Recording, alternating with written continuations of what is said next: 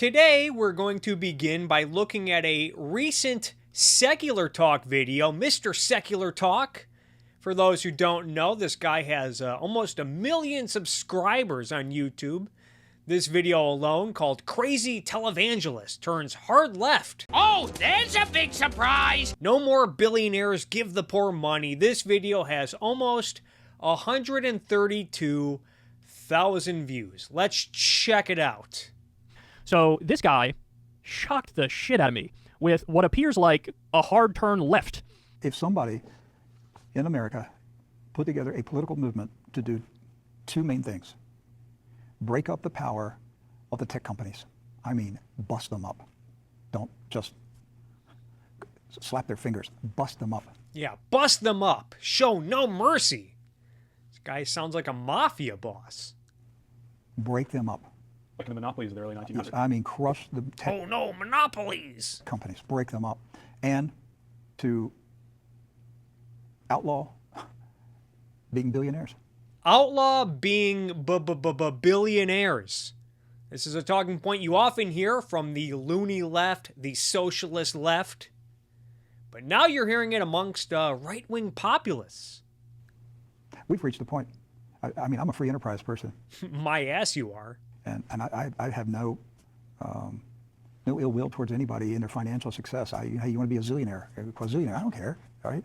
You want to go buy a planet? Go buy a planet. I don't care. But when you use your money and power to change my life, to take away my rights, to try to force things on me that I object to, that I find morally repulsive, when you try to restrict my free speech, when you try to promote population control, you want to pump vaccines into my body, when you want to change society, you know what? You're my enemy. You're my enemy. And the only way you're able to do it is because you're a billionaire. So then we need to take away your billions. Bill Gates, if he was working a job, 7 to 5, if he was going to work like everybody else, Bill Gates wouldn't be doing this stuff, would he?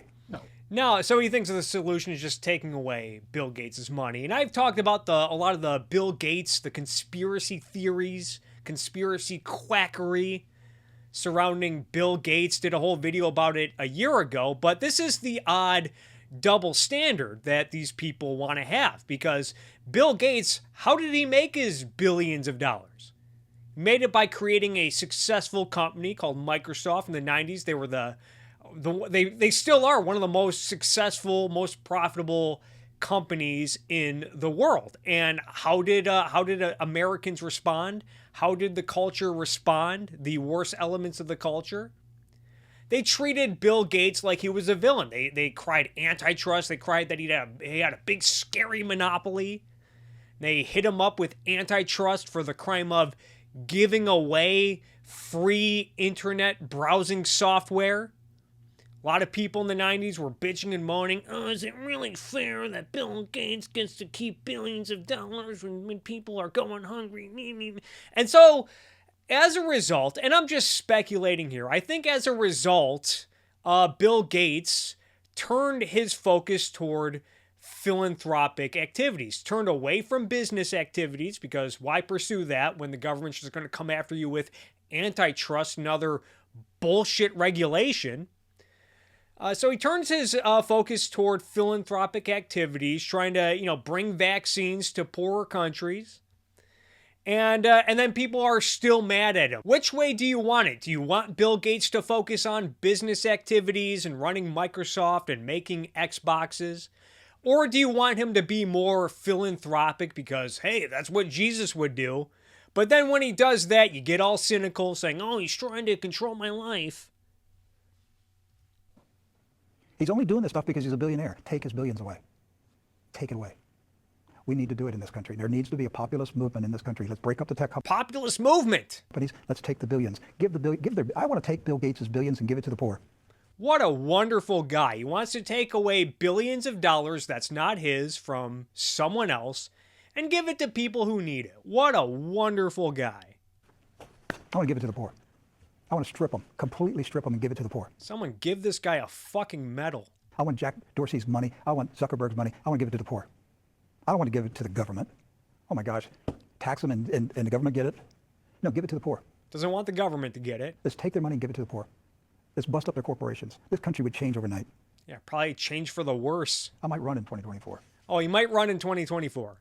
So he doesn't want the government to get the money, but he's going to run on a platform where the government takes money and redistributes it. That platform. How else are you going to accomplish this this task? Take the money from the rich, give it to the poor. That might be my platform in 2024.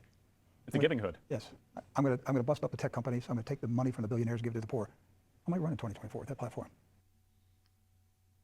Yeah, look at Mr. Secular Talk. Looks a little excited. Wow. Damn, son. Damn, I was not expecting that. Listen, credit where it's due. Yeah, credit where it's due. This is one of the first times I heard right-wing fundamentalist Christians actually sound the tiniest bit like the message that comes out of the New Testament in the Bible. Because the whole idea, yeah, just, basically the message is keep it real. Fuck the rich. Camel has a better chance of getting through the eye of the needle than a rich person getting into heaven, and we love the poor. And he was just saying, like, what if I just took all their money and gave it to the poor? Yeah, I think that would be a Jesus-approved approach.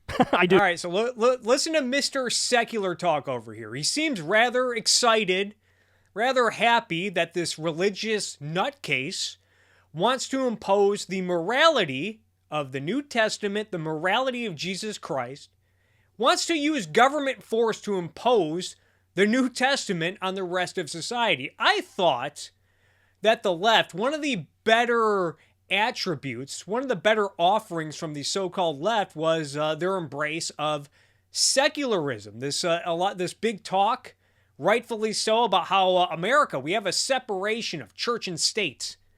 And often when it comes to politics, when religious conservatives, when they want to keep same-sex marriage illegal, when they want to outlaw things like prostitution and drugs, when they want obscenity laws, when they want to outlaw pornography on the internet, a lot of people on the left, rightfully so, say, wait a minute, we have a separation of church and state. You can't use government force to impose your bullshit religious morality on the rest of society unless it's a socialist program, unless it's a socialist agenda.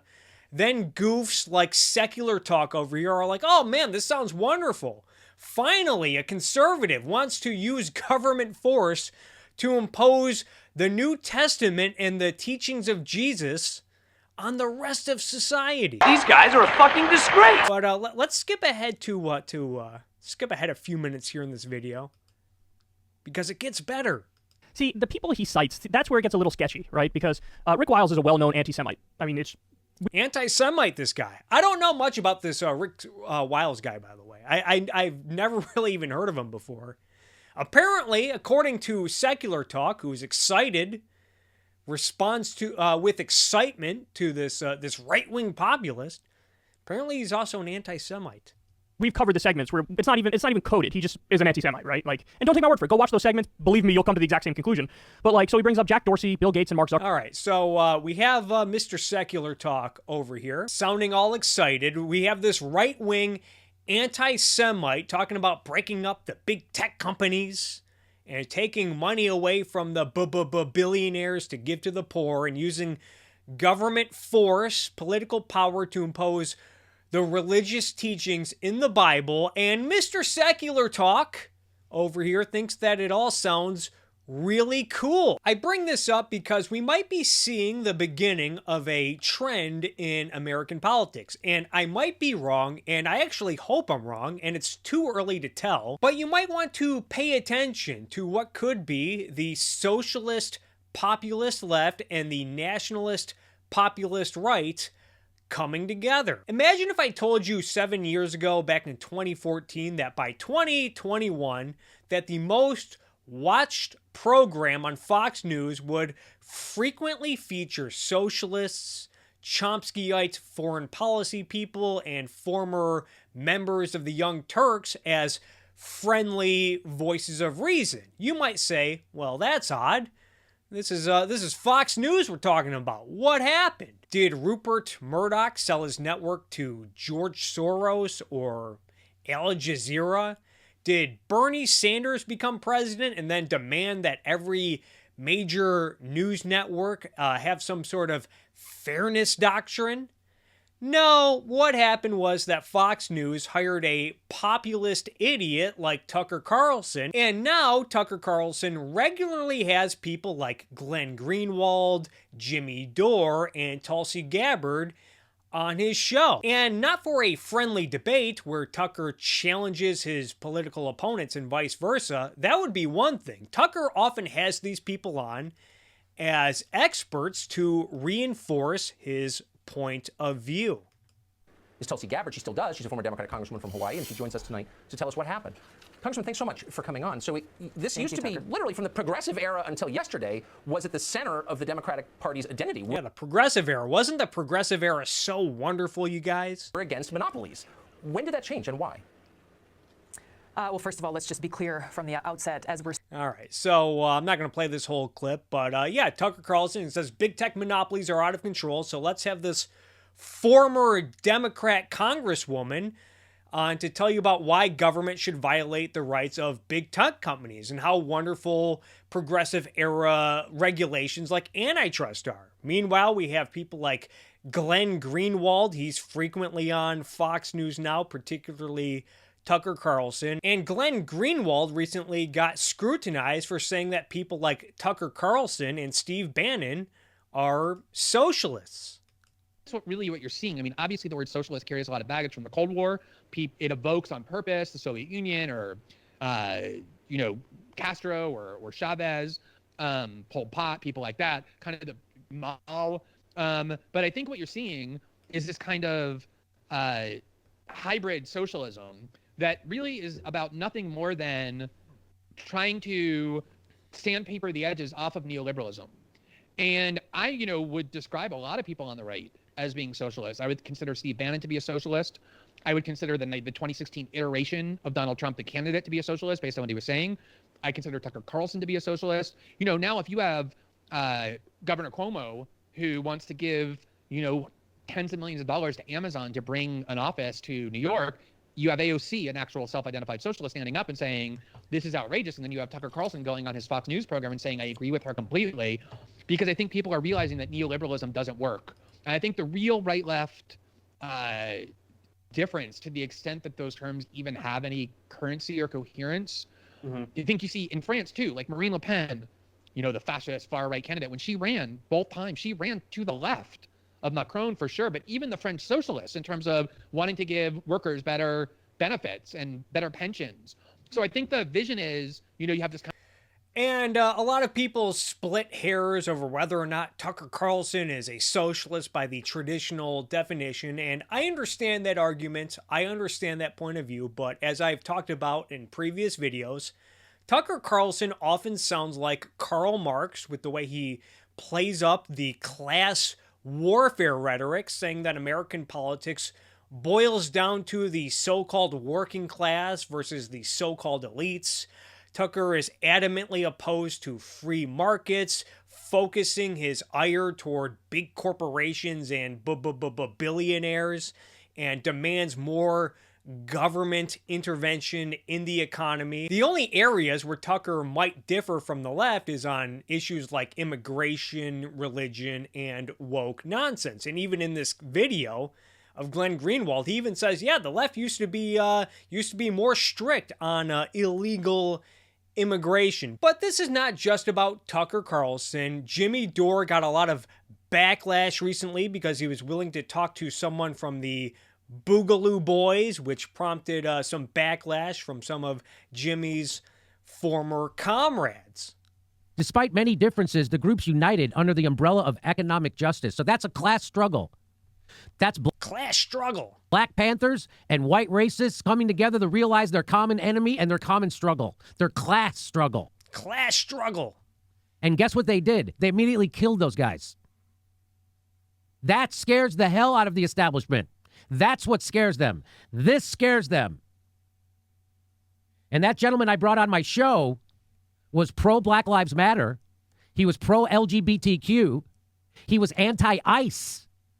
He was anti-war, and he was anti-both parties and the corporate takeover of our country. And so I brought on this guy. He's supposed to be a socialist from the World Socialist website because they were covering a strike. He was brought on to talk about a strike that they were covering. And that guy sounded, you're going to hear what he sounds like, and it's horrible. All right, so we got to have class solidarity with the Boogaloo Boys, you guys.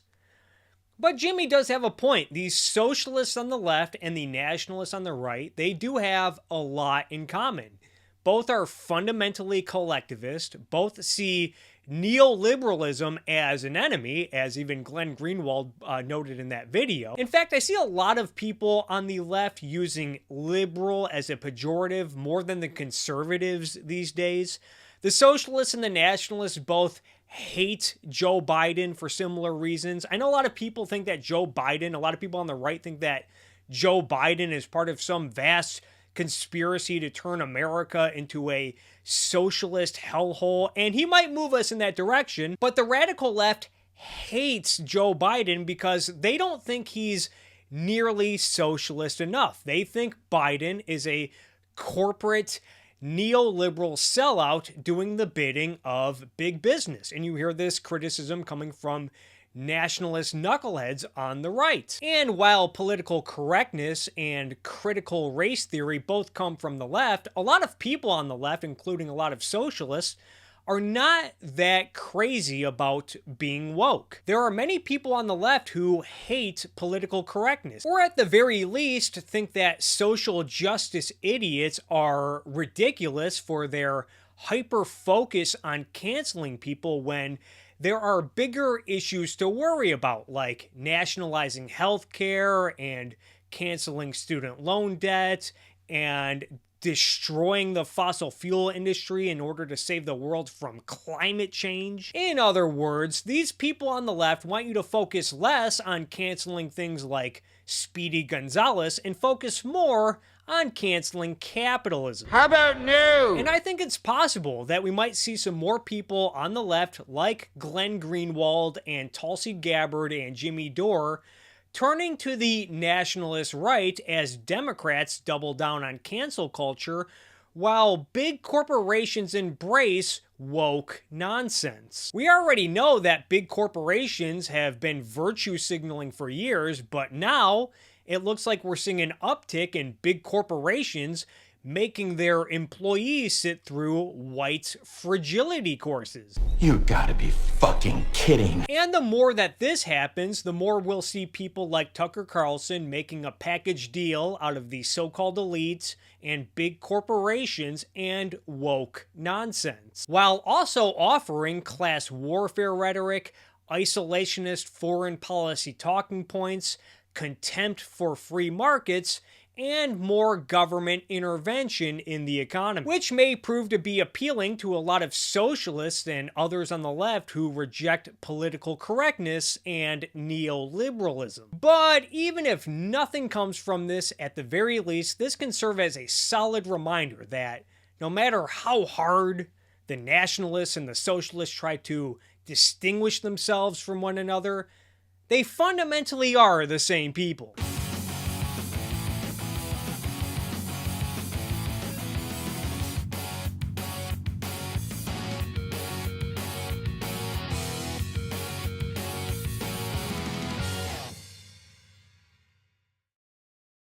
Get out of here. Their best Tulsi Gabbard is cringe, and she's gonna be she's gonna be a Republican within the next few years. She's gonna probably do some shit that Mitt Romney did, and she's probably gonna move to another state and run as a Republican, and then find her way back in the fucking House of Representatives. Mitt Romney, he's a senator from Utah, but he was the governor of Massachusetts. What they call that carpet bagging, don't they? Carpet bagging. Yeah, she's going to be bagging carpet. You watch. You heard it here first. Tulsi's probably going to move to a fucking Georgia or some shit. Or Texas. She's gonna like fucking pull the walk away. I was on the left and then they scared me away, and she's gonna be on Tucker Carlson every night. Yeah, or maybe she won't carpet bag, but maybe she'll get like a show on Daily Wire or something. Or PragerU. Those suckers.